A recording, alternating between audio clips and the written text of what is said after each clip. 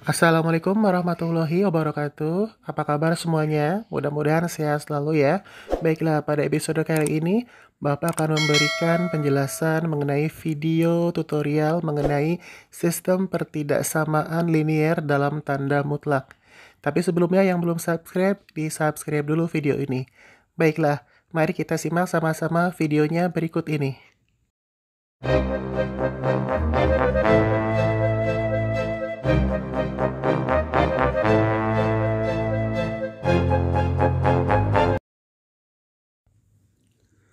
Baiklah, untuk bab yang kedua, kita akan membahas mengenai persamaan dan pertidaksamaan linier dalam tanda mutlak.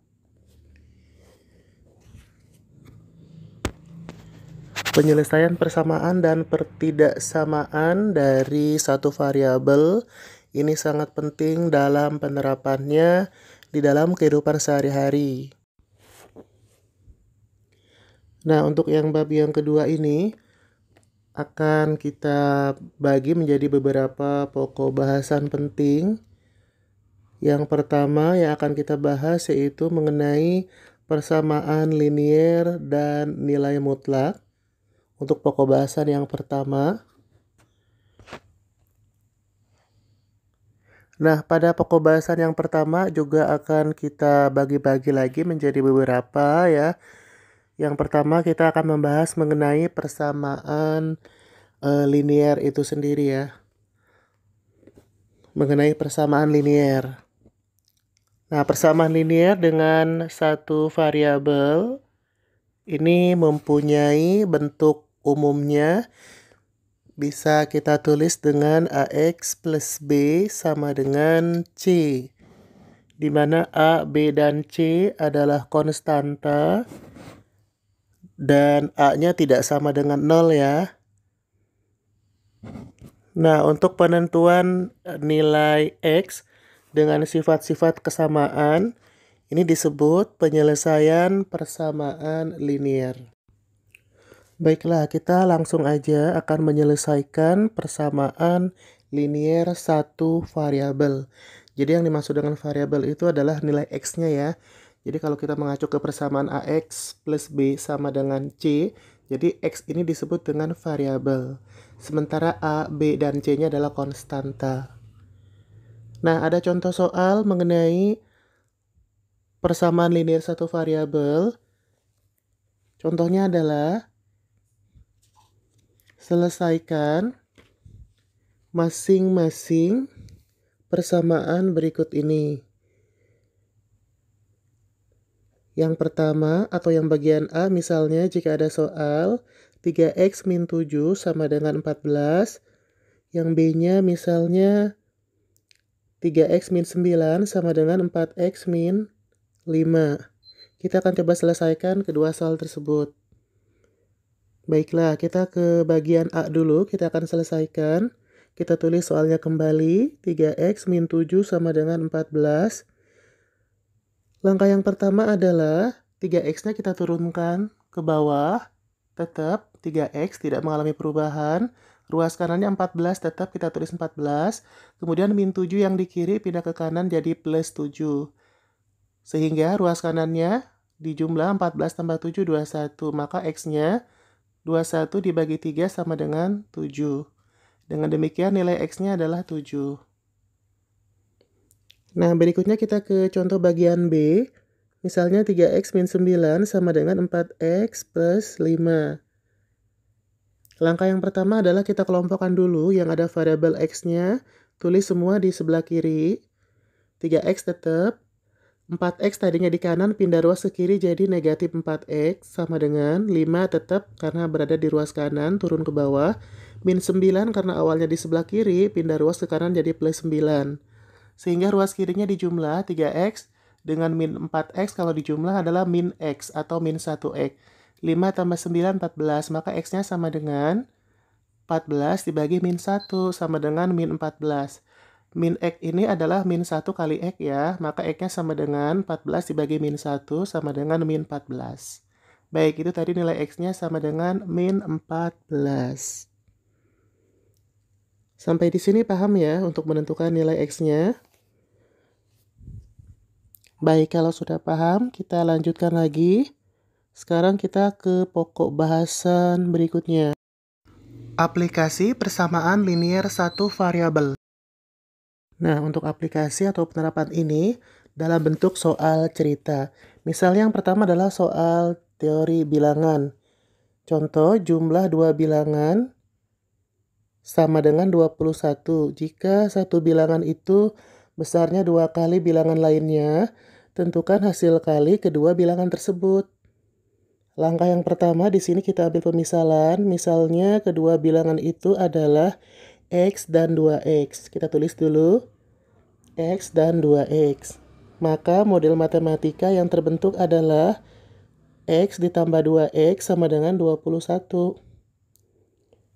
Nah, kemudian untuk penyelesaiannya, karena tadi hasil penjumlahannya 21, maka tulis X tambah 2X sama dengan 21. Ruas kirinya langsung dijumlah. X ditambah 2X adalah 3X. Maka tulis di ruas kiri 3X sama dengan 21.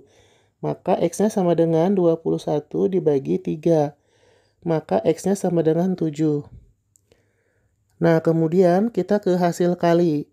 Hasil kali kedua bilangan itu adalah berarti bilangan pertama dikali bilangan kedua. Bilangan pertamanya kan X.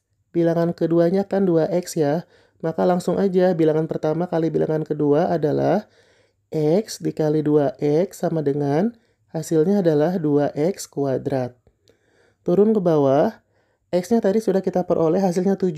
X-nya ganti dengan 7, jadi 2 kali 7 pangkat 2. Turun ke bawah sama dengan 2 kali 7 pangkat 2 artinya 49. Sehingga 2 kali 49 sama dengan 98. Nah, maka hasil kali kedua bilangan tersebut adalah 98. Ini contoh yang pertama. Contoh yang kedua, misalnya 10 tahun yang lalu, umur Himawan adalah 4 kali umur Guntur. Sekarang umur Himawan hanya 2 kali umur Guntur. Berapa umur mereka 10 tahun mendatang? Penyelesaiannya adalah kita ambil pemisalan. Misalkan umur Guntur sekarang kita tulis dengan X tahun. Maka umur Himawan sekarang kita tuliskan dengan 2X tahun. Karena sekarang umur Himawan 2 kali dari umur Guntur ya. Maka kita tulis dengan umur Gunturnya X tahun. Sementara umur Himawannya 2X tahun, karena umur Himawan hanya 2 kali umur Guntur sekarang. Nah, model matematik yang terbentuk sebagai berikut. Sekarang kita pergi atau flashback ke 10 tahun yang lalu. Kita akan flashback 10 tahun yang lalu. Maka model matematikanya adalah, kita tuliskan, acuannya adalah dari soal ya, 10 tahun yang lalu umur Himawan 4 kali umur Guntur sekarang. Berarti umur Himawan kita tulis 2X. Karena 10 tahun yang lalu maka tulis 2X min 10. Ya, jadi karena di sini 10 tahun yang lalu di soal tulis persamaannya 2X min 10. Ruas kiri sama dengan 4 dikali X min 10. Ya, 4 dikali X min 10. Kenapa 4? Karena umur Himawan 4 kali umur Guntur. Ini pada 10 tahun yang lalu ya.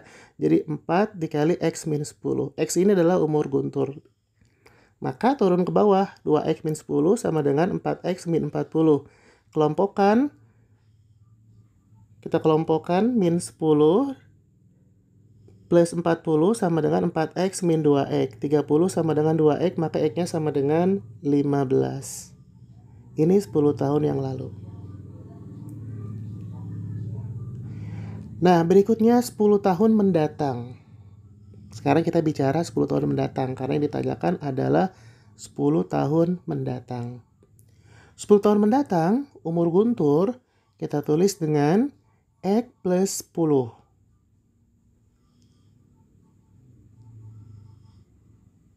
Nah, X-nya kan tadi sudah kita peroleh 15 ya. Tinggal kita masukkan, ganti X-nya dengan 15. Jadi 15 tambah 10 sama dengan 25 tahun. Dengan demikian, 10 tahun mendatang umur Guntur adalah 25 tahun. Kemudian sekarang kita mencari umur Himawan 10 tahun mendatang. Nah, umur Himawan berarti kita tulis dengan 2X plus 10, karena 10 tahun mendatang jadi ditambah 10. X-nya ganti dengan 15, jadi 2 kali 15, 30, 30 tambah 10, 40. Sehingga umur Himawan adalah 40 tahun. Ya, jadi untuk mencari umur Guntur dan umur Hirawan, masing-masing kita tulis ya. Umur Gunturnya kan kita ambil pemisalan di awal dengan X. Sementara umur Himawannya di awal diambil pemisalan dengan 2X. Kalau kita mau mencari 10 tahun mendatang, berarti tinggal masing-masing ditambah dengan 10. Sebaliknya, kalau untuk mencari 10 tahun yang lalu, berarti masing-masing dikurangi dengan 10. Baik, sudah kita peroleh ya, masing-masing umur Guntur adalah 25 tahun, sementara umur Himawannya adalah 40 tahun. Ya, sampai di sini, paham ya? Baik, mudah-mudahan bisa dipahami. Kalau sudah paham, kita akan lanjutkan lagi ke materi berikutnya, yaitu mengenai persamaan nilai mutlak. Persamaan nilai mutlak yang akan dibahas dalam bagian ini adalah persamaan yang berbentuk AX plus B sama dengan C, di mana pada AX plus B-nya ini ada tanda nilai mutlak seperti tanda dalam kurung. Tandanya seperti ini ya, AX plus B sama dengan C. Jadi AX plus B-nya ada tanda seperti yang ada di papan tulis. Nah, ini adalah persamaan linier dalam tanda mutlak. Baik, kita kelompokkan lagi persamaan nilai mutlak yang akan kita bahas. Yang pertama adalah mengenai nilai mutlak itu sendiri. Nilai mutlak dinotasikan dengan simbol seperti ini ya, yang di papan tulis. Dan didefinisikan sebagai jarak antara sebuah bilangan dan 0 pada sebuah garis bilangan. Kita ambil pemisalan, misalnya X sama dengan 4. X nilai mutlak sama dengan 4, maka X-nya bisa 4 atau bisa min 4. Lebih jelasnya kita ke contoh soal. Ada beberapa contoh soal. Yang pertama misalnya, contoh soal yang pertama atau yang bagian A, misalnya berapakah nilai mutlak dari 3? Nilai mutlak dari 3 sama dengan 3. Berapakah nilai mutlak dari min 5? Nilai mutlak dari min 5 sama dengan 5. Artinya, jika di dalam tanda mutlaknya negatif, maka hasilnya tetap positif. Yang C, 8 dikurang 14. Nilai mutlaknya adalah, pertama dikurangi dulu, 8 dikurang 14, hasilnya dulu min 6, maka nilai mutlak dari min 6 sama dengan 6. Artinya dia tetap positif hasilnya. Jadi, bisa kita simpulkan nilai mutlak itu adalah nilai yang selalu positif. Contoh berikutnya, nilai mutlak dari akar 5 min 2, jawabannya adalah tetap akar 5 min 2. Contoh berikutnya adalah, berapakah nilai mutlak dari 1 min akar 3? Langkah pertama, kita keluarkan dulu tanda mutlaknya, ganti dengan tanda dalam kurung, kemudian letakkan tanda mins di depan tanda dalam kurung. Sehingga masing-masing yang di dalam kurung kita kalikan dengan mins. Min 1 plus akar 3. Atau bisa juga dibalik, akar 3 min 1 jawabannya. Nah, contoh berikutnya adalah, misalnya berapakah nilai mutlak dari 2 min 7? Ada dua cara. Cara yang pertama adalah langsung 2 min 7 dulu berapa, dioperasikan. 2 min 7 sama dengan min 5. Maka nilai mutlak dari min 5 adalah tetap positif 5. Cara yang kedua adalah tanda mutlaknya diganti dengan tanda dalam kurung. Jadi, dalam kurung min 5, kemudian di depan min 5-nya ditambahkan tanda mins. Ya, sehingga min dikali min plus. Berarti plus 5. Jadi nilai mutlak dari 2 min 7 adalah 5. Jadi boleh pakai cara yang pertama, tanda mutlaknya tetap ada, ya. Kemudian ditulis di dalamnya min 5, maka jawaban atau hasilnya adalah tetap positif 5. Atau boleh pakai cara yang di bawah yang kedua tadi, ya. Baik, mudah-mudahan bisa dimengerti. Berikutnya adalah kita akan ke pembahasan mengenai persamaan nilai mutlak.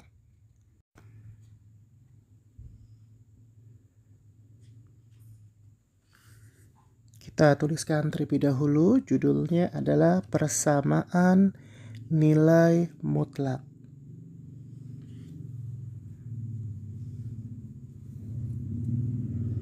Langsung saja kita ke contoh soal yang bagian A. contoh soal yang bagian A. Misalnya kita tulis, tentukan nilai X dari persamaan nilai mutlak berikut.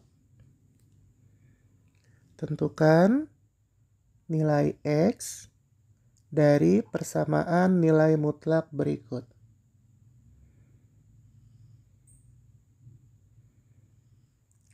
Persamaan yang pertama atau yang bagian A misalnya, berapakah nilai mutlak dari 3X plus 2 sama dengan 5? Yang B-nya berapakah nilai mutlak dari 2 min 8X sama dengan 22? Kita jawab untuk bagian A. Kita tulis kembali soalnya, nilai mutlak dari 3X plus 2 sama dengan 5. Langkah yang pertama, ada dua cara ya. Jadi langkah yang pertama, keluarkan dulu dalam tanda mutlaknya 3X plus 2 sama dengan 5.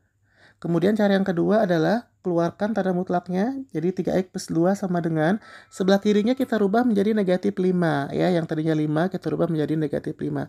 Kemudian kita kembali ke cara yang pertama ya. 3X plus 2 sama dengan 5. Langsung kita cari nilai X-nya. 3X sama dengan 5 dikurang 2. 3X sama dengan 3, maka X-nya sama dengan 3 bagi 3, 1. Cara yang kedua, turunkan juga ke bawah untuk mencari nilai X-nya. 3X sama dengan min 5 min 2, itu min 7, maka X-nya sama dengan min 7 per 3 ya. Jadi untuk mencari nilai X-nya sama seperti cara menentukan nilai X pada persamaan linier satu variabel yang sudah kita bahas sebelumnya. Baik, kita ke contoh yang bagian B. 2 min 8X sama dengan 22. Langkah pertama sama ya. Opsi yang pertama sama, keluarkan dulu dalam tanda mutlak angkanya. Jadi 2 min 8X sama dengan 22. Kemudian cari X-nya seperti mencari nilai X pada persamaan linier satu variabel. Jadi min 8X sama dengan 22 dikurang 2, 20, maka X-nya sama dengan 20 dibagi min 8. Bisa diperkecil lagi. 20 per min 8 itu hasilnya adalah, nah kalau diperkecil berapa hasilnya? Kalau diperkecil hasilnya adalah min 5 per 2. Nah kemudian opsi yang kedua atau cara yang kedua, turunkan dulu 2 min 8X-nya atau keluarkan dari tanda mutlak ya. 2 min 8X sama dengan ruas kanannya berubah menjadi min 22. Kemudian cari nilai X-nya. Min 8X turun ke bawah sama dengan min 22 min 2 berarti min 24. Maka X-nya sama dengan min 24 dibagi min 8. Min dibagi min kan plus ya. Maka 24 bagi 8 sama dengan 3. Dengan demikian nilai X-nya adalah 3. Nah, sehingga nilai X dari persamaan nilai mutlak untuk contoh bagian B adalah min 5 per 2 dan 3. Itu adalah jawabannya. Baik, mudah-mudahan bisa dipahami. Sambil menunggu untuk pokok bahasan berikutnya, silakan yang belum dicatat dulu untuk materi hari ini.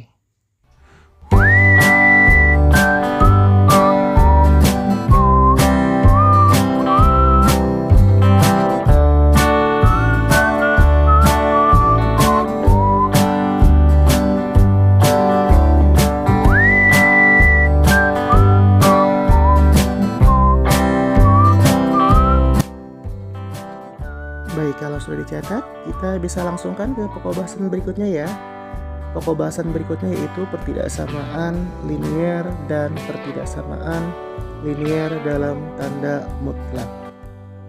Sebelum kita membahas mengenai pertidaksamaan linier dalam tanda mutlak, terlebih dahulu kita membahas mengenai pertidaksamaan dan ketidaksamaan, serta hubungan antara dua pertidaksamaan agar kita dapat memahami lebih dalam tentang penyelesaian pertidaksamaan linier dan pertidaksamaan linier dalam tanda mutlak. Pokok bahasan berikutnya yaitu mengenai pertidaksamaan dan ketidaksamaan.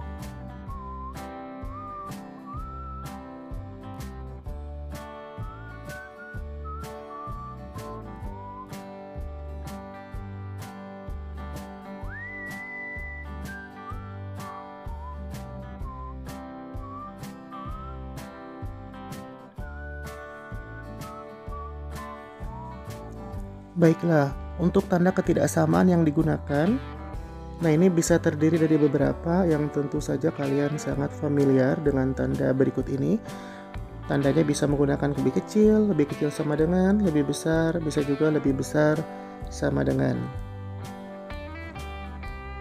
Nah, salah satu contoh bentuk pertidaksamaan linier yaitu misalnya 2x min 7 lebih kecil sama dengan 0. Atau 5x min 3 lebih besar sama dengan 3 dan seterusnya ya. Nah, kemudian kita akan belajar mengenai interval bilangan.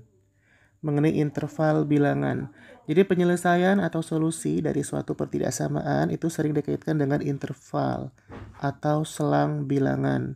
Secara umum, pertidaksamaan merupakan cara untuk menyatakan suatu selang atau interval. Nah, kita akan coba ke contoh soalnya. Misalnya, gambar berikut menunjukkan pertidaksamaan dan daerah yang diarsir menunjukkan daerah yang memenuhi pertidaksamaan. Sekali lagi, contoh soalnya, gambar berikut menunjukkan pertidaksamaan dan daerah yang diarsir menunjukkan daerah yang memenuhi pertidaksamaan.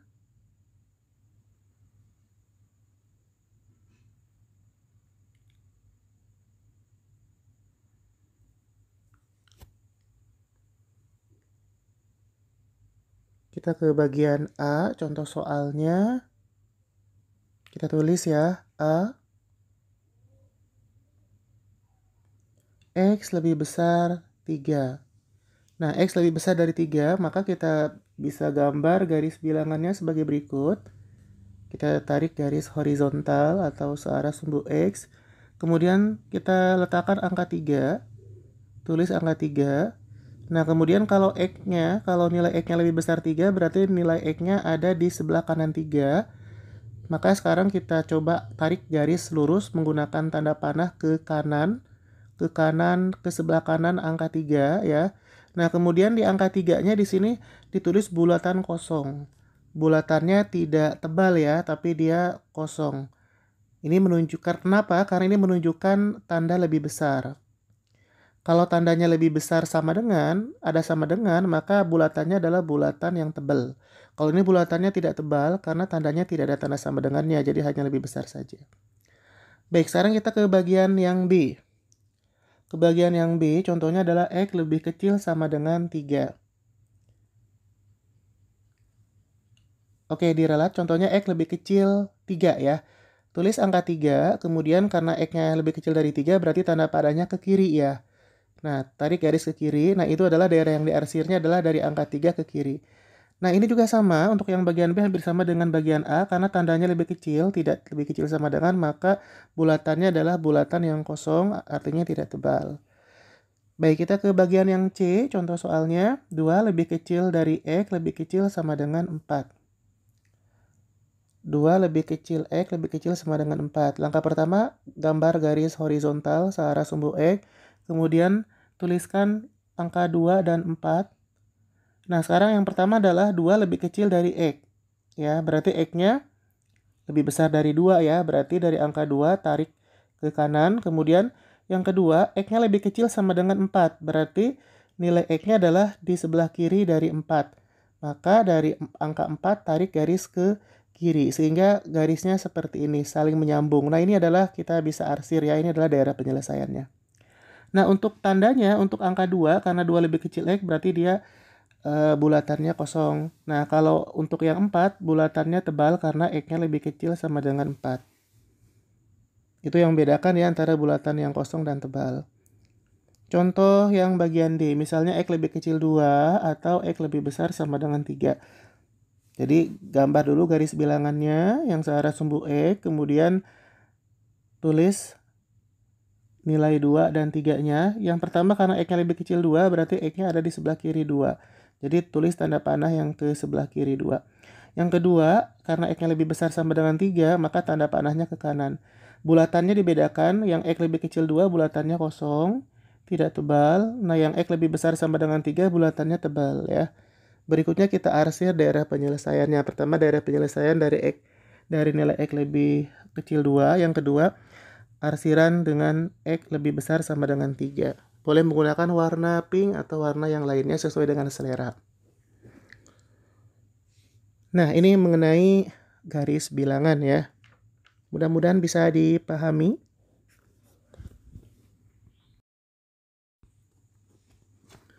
Baik, kita lanjutkan lagi ke pokok bahasan berikutnya, yaitu hubungan antara dua pertidaksamaan. Hubungan antara dua pertidaksamaan. Kita bagikan menjadi dua. Pertama adalah irisan dengan kata hubung dan, yang kedua adalah gabungan dengan kata hubung atau. Yang pertama atau yang bagian A adalah irisan ya. Irisan ini ditandai dengan kata hubung dan, di mana dua pertidaksamaan atau lebih yang dihubungkan dengan kata hubung dan memiliki himpunan penyelesaian yang merupakan irisan dari setiap penyelesaian pertidaksamaan tersebut. Contohnya adalah misalnya X lebih besar 2 dan X lebih kecil sama dengan 5. Kita tuliskan langsung X lebih besar 2 dan X lebih kecil sama dengan 5. Kita gambar garis bilangannya, berarti antara 2 dan 5 ya. Kita tulis angkanya 2 dan 5. X yang pertama lebih besar 2 berarti tanda panahnya di sebelah kanan 2. X yang kedua lebih kecil sama dengan 5, tanda panahnya di sebelah kiri 5. Kemudian berikutnya kita arsir di tengah-tengah menggunakan warna. Yang membedakan adalah untuk angka 2, bulatannya kosong ya, karena nilai X-nya lebih besar 2. Artinya tidak ada tanda sama dengannya. Sementara untuk yang 5, bulatannya tebal karena ada menunjukkan lebih kecil sama dengan. Baik, ini untuk contoh irisan. Contoh irisan berikutnya yang bagian B. Misalnya untuk yang bagian B, kita bisa tuliskan X lebih kecil 2 dan X lebih besar sama dengan 5. Caranya sama, gambar dulu garis bilangan yang searah dengan sumbu X, tulis angka 2 dan 5. Nilai yang pertama X-nya lebih kecil 2 berarti tanda panahnya ke kiri ya, sebelah kiri 2.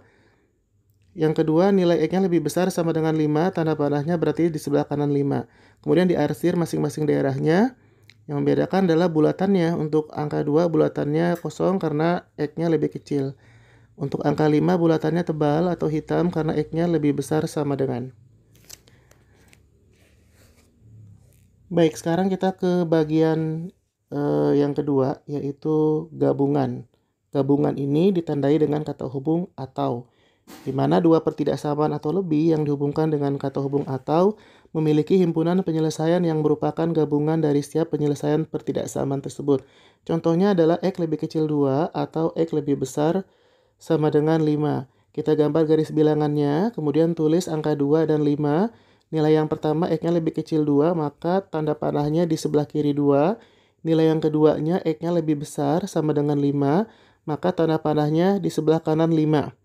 Kemudian berikutnya kita arsir kedua daerah tersebut. Yang membedakan adalah untuk X lebih kecil 2, di angka 2 bulatannya kosong. Sementara untuk di angka 5 bulatannya tebal karena ada tanda lebih besar sama dengan. Contoh yang kedua atau yang bagian B, misalnya X lebih besar 2 atau X lebih kecil sama dengan 5. Seperti biasa kita gambar dulu garis bilangannya. Tulis nilai atau angka 2 dan 5. Kemudian untuk X lebih besar 2 berarti garis atau tanda panahnya di sebelah kanan 2 ya. Kemudian untuk X lebih kecil sama dengan 5 berarti tanda panahnya di sebelah kiri 5. Yang membedakan adalah untuk nilai 2-nya di sini bulatannya kosong ya karena lebih besar. Kemudian untuk 5 bulatannya tebal hitam karena ada tanda lebih kecil sama dengan. Berikutnya kita arsir kedua daerah tersebut. Kalau diarsir menjadi seperti ini kurang lebih. Baik, itu tadi video tutorialnya. Semoga bermanfaat dan bisa dipahami ya. Nanti kita akan lanjutkan lagi ke video tutorial pada pembahasan berikutnya. Terima kasih sudah menonton. Wassalamualaikum warahmatullahi wabarakatuh.